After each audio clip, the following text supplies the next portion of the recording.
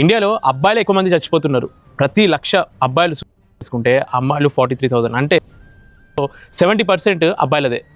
India అంటేనే patriarchal society, అంటే ఇంటికి పెద్ద మొగాడు అన్న రేంజ్లోనే ఉంటుంది కదా. చిన్నప్పటి నుంచి వెళ్ళి ఒక తప్పు మాట నేర్పిస్తున్నారు.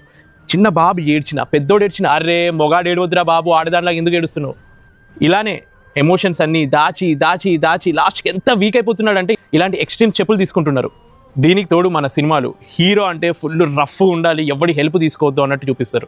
నిజంగా ఎవరైనా హెల్ప్ అడిగితే వీడి లైఫ్లో పెద్ద ఫెయిల్యూర్ అని ఎక్కడ ముద్ర వేస్తారో అని చెప్పి లోపల నలిగిపోతాడు.